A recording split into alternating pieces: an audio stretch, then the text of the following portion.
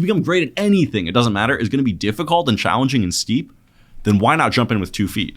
And I think so many people operate through a paradigm of fear of really going for what they want, fear of doubling down on themselves, that to take the leap even once, it will make you more successful at anything you choose to do next. This is where it all begins, so say goodbye to all your fears, all your doubts. This is where they die. This is where we come to win, we come to fly. This is where we make our dreams come to life. Welcome to Innovation City. Welcome to Innovation City, a podcast featuring the innovators, disruptors, and creators who are making things happen. My name is Michael T. Johnson, and I'm here, as always, with my co-host, Tyler Kelly. Tonight, we're at Venture Cafe St. Louis. Venture Cafe is the largest gathering of entrepreneurs anywhere in the world on a Thursday evening. So if you're near one of those and you're an entrepreneur, I suggest you go check it out. All right, now we have Adam Hoffman on the show. Adam, thanks for being with us. Oh, it's a pleasure. So Adam is the CEO and founder of Qstodian. He grew up in Boston and came to St. Louis for college, right here at Washington University. And he started his first business here after graduating because he fell in love with the city and the opportunity to help this part of the country grow. Thank you for being here, Adam, in St. Louis and also on our show. That was like a long pause, but yeah, no worries, man. One of the things I learned about this part of the country, people just slow down. It was tough for me coming from Boston, talking so fast. It's just a different pace of life here. I love it. Awesome. Well, thanks for being here. Much obliged. So first off, when we were reading through your bio, like you moved from the East Coast to St. Louis and fell in love with the city. So what is it that made you fall in love with St. Louis so much? I think the biggest thing is that to me, this feels like a part of the country, in St. Louis in particular, whatever the next chapter of the city is, it is not yet written. And I think people here, young people like us, have the opportunity to help write it in a really hands-on way that doesn't necessarily exist in a place like Boston, where I come from, or New York, where, I hope to one day have an impact there too. But this is a moment in St. Louis, and I didn't want to leave in the middle of it. Well, that's a pretty good take. I think we feel the same way. Yeah, St. Louis definitely has a lot going for it, and a lot that I think a lot that's kind of like ramping up towards something that we don't really know. So yeah, I totally agree. I think I come from one of the largest, most established cities in our country, and so when I come here, coming from the Northeast, there was all kinds of like a Northeast superiority complex I didn't even realize that I had, and once I started to dig past that and start to really understand the culture here and the community, I realized is just incredible, well-intentioned people. And now this city is starting to grow. There's an opportunity to really catalyze something here. And I think for every young, aspiring change maker, why would you not want to be in a place like this? Yeah. So tell us so moving from the East Coast to the Midwest, being an entrepreneur, tell us about your entrepreneurial journey and what that was like, starting a new city and being an entrepreneur. I came to St. Louis for college, and I'd been here once before, and I majored in political science. I studied what I love. I think not enough people do that. They're too worried about what their degree will be useful for. What I realized is when you graduate college, it doesn't matter what your degree is in. There's going to be a huge learning curve in life no matter what. I don't care if you major in finance or political science. You really don't know how the world works. And my final semester there at WashU, I started my first business, Check the Q, which after graduating, I stuck around to pursue it full time. And we raised some capital, grew a team. It was a business based around tracking the movement of people in places like airports and stadiums, totally anonymously, but basically answering that question, how long am I going to wait in security at the airlines?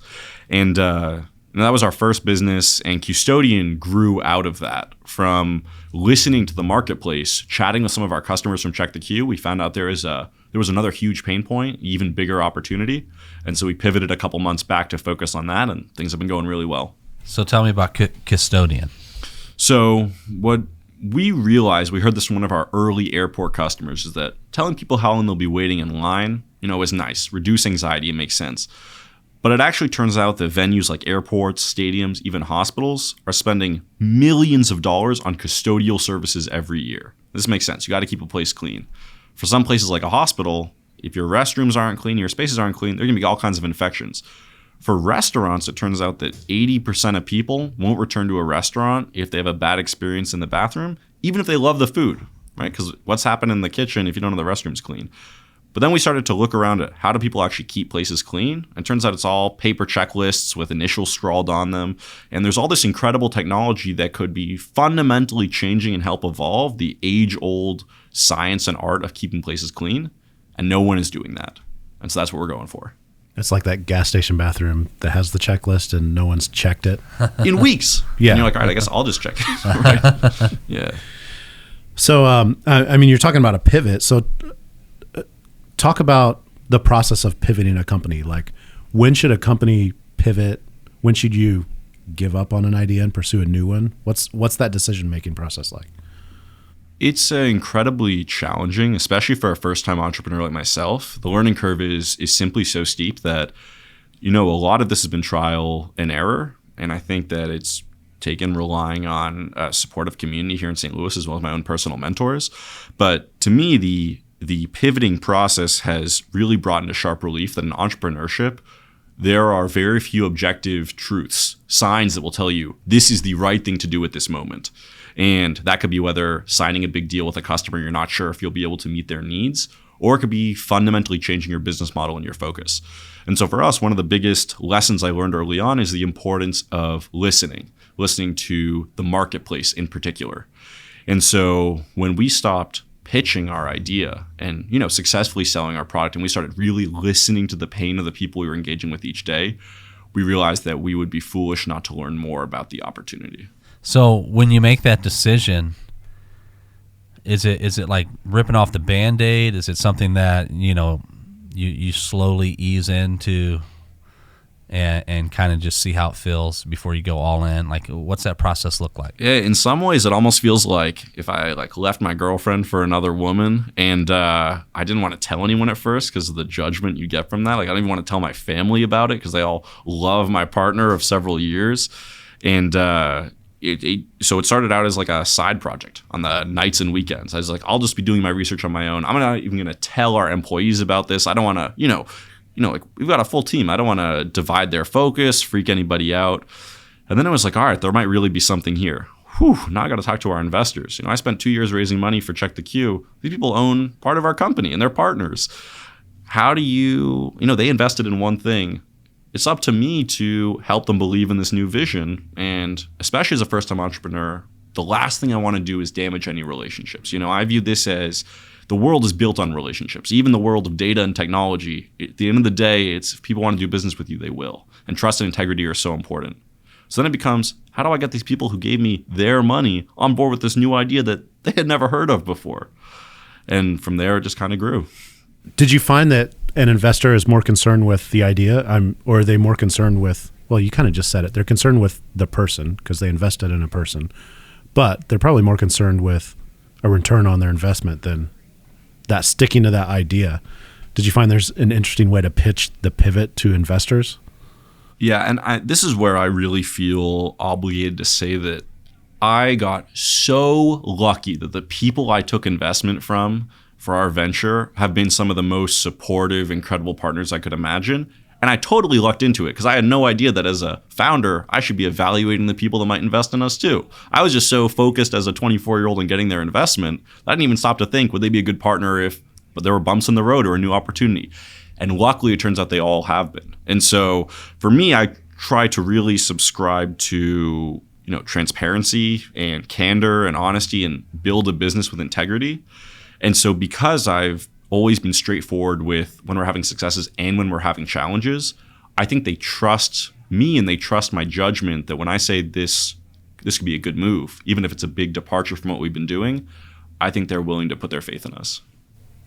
So St. Louis, how does St. Louis fit into the picture in terms of being a startup?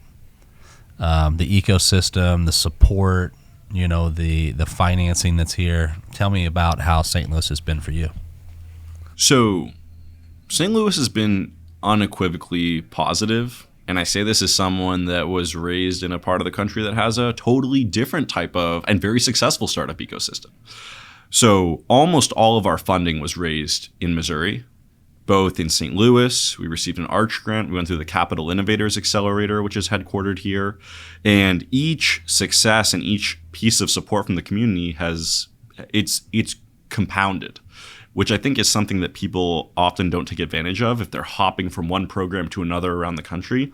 The reality is that people want to make an investment in you if you are making an investment in them or the community. And so it looks like we received an investment from Mizzou, for instance, and that was incredible. And we've been able to develop a close relationship with them because we're still here. We're just an hour or two away from when we went out to pitch them. Yeah, that's an interesting take, because I'm hearing you say things that people usually say are challenges in St. Louis, and they have not seemed to be challenges, maybe actually positive things for you, as you hear. For one, people talk about how funding is tough in St. Louis or Missouri in general, which you seem to have. That's not been an issue for you, I would assume.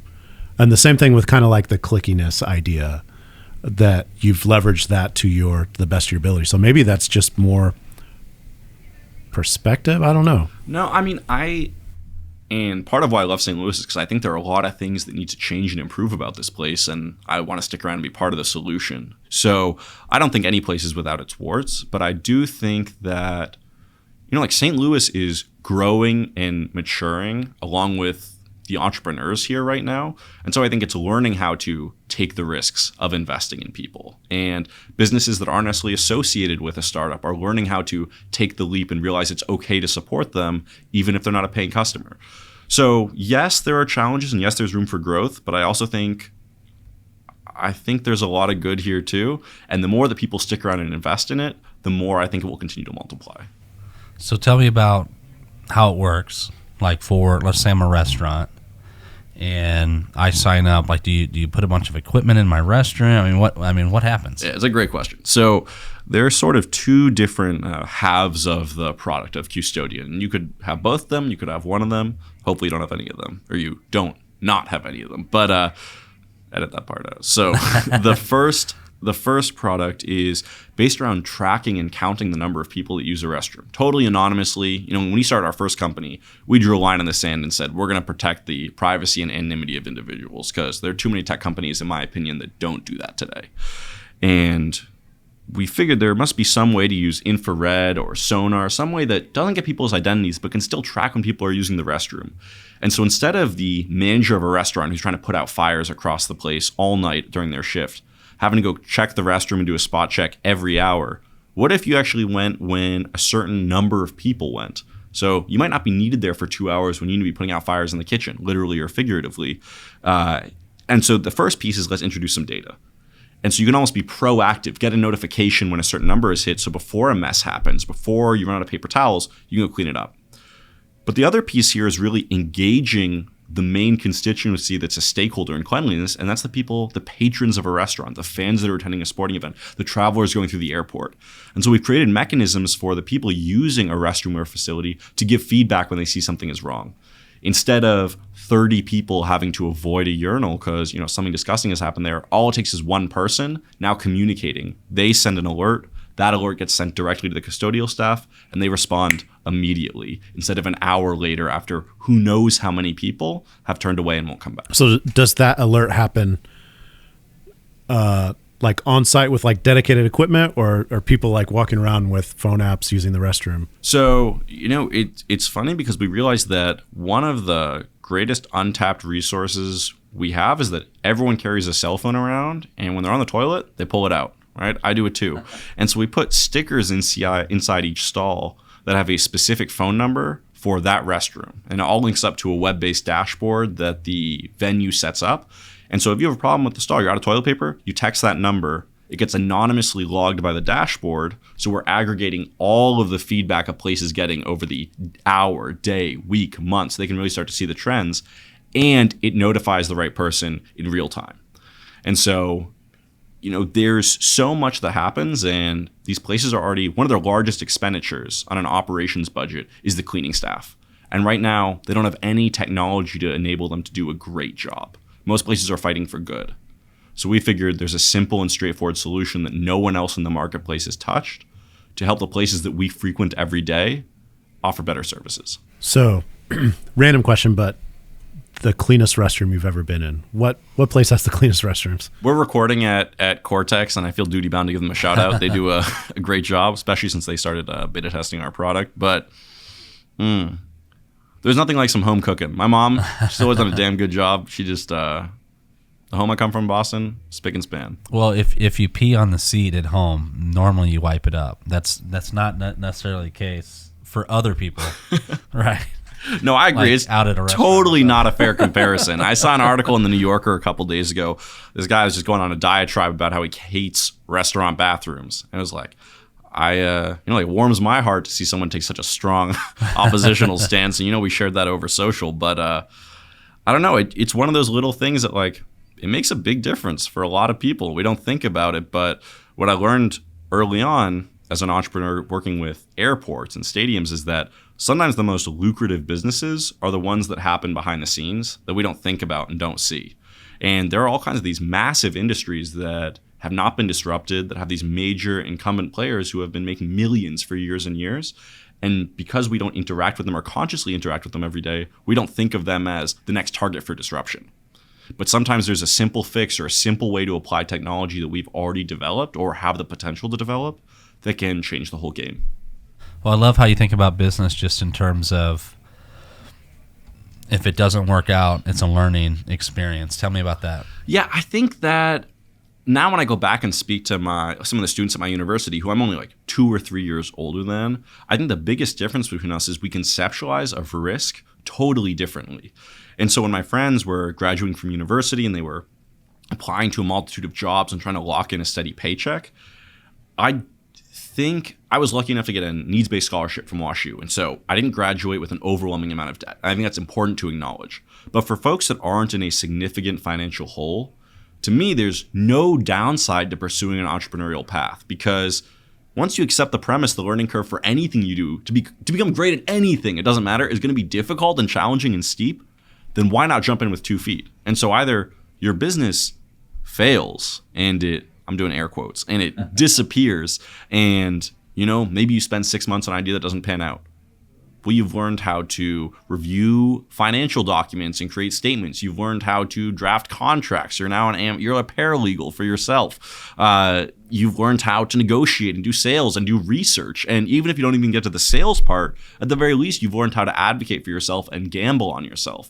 And I think so many people operate through a paradigm of fear of really going for what they want, fear of doubling down on themselves, that to take the leap even once, it will make you more successful at anything you choose to do next, whether it's go to grad school or re-enter the main corporate path. So for somebody that has gone through that experience and maybe, it was maybe not the best experience for them, or they're going through a little rough patch right now, what would be your advice for them? I think 2 things. The first is, what I've learned over the last couple of years is, even in the best times, when it feels like we're on the upswing, stuff is still going wrong left and right, So things may actually be going way better than you think. You might just really be in the weeds and it's never going to feel easy. That doesn't mean it's not worth it. But I think the other thing is that now that I've hired people and interviewed people, now I really know what stands out to me in a prospective employee. And it is not what I was told in school, and it's not what I thought when I was younger. To me, it really comes down to, does this person work hard? Do they show up? Are they willing to put in the sweat equity to make something happen? And when they hit a challenge or they hit a problem, do they do everything they can to solve it? Maybe they can't solve it. There are tons of problems I can't solve. But do they get creative and do they not quit? And so if you're in a tough spot right now and your venture is not going the way you want, it doesn't matter if you end up solving this problem or not. The fact that you're willing to put your nose to the grindstone, that you're trying to work through it, that you've been willing to go to battle on your own behalf, whatever you try to do next, this is a huge feather in your cap, and it will only make you more successful. I love that, Adam. So how can people get in touch with you, with Qstodian, all of the above? So if you are a venue, doesn't matter if you have 1 restroom or 100, and you're interested in seeing how technology, low cost, can help you not only become more efficient, but also better satisfy your customers, check us out at Qstodian.co. That's Q, the letter Q, and then the word Stodian, like from custodian, but without the CU. And I can be reached on LinkedIn, Adam Hoffman. I'm a friendly looking bald guy with some nature behind me in my photo. So feel free to connect with me. I found that one of the most fulfilling things I've been able to do is interact with other entrepreneurs and not only learn from them a lot, but also give back. So please don't hesitate to reach out. I'd be more than an honor to be of service if I can. Awesome. Well, Adam, thank you for being on the show. It's a pleasure having you and learning about your journey, and I think some people will be helped and learn from it. I appreciate the opportunity. Thanks, guys. It's been fun. Thanks, Adam. For more episodes, visit innovationcity.co. Be sure to subscribe, rate, and review. And if you're in St. Louis, visit us on a Thursday night. Details at vincafstl.org. And connect with us on social at We Are Slam or at Venture Cafe STL. Thanks for listening. This is where it all begins, so say goodbye to all your fears, all your doubts. This is where they die.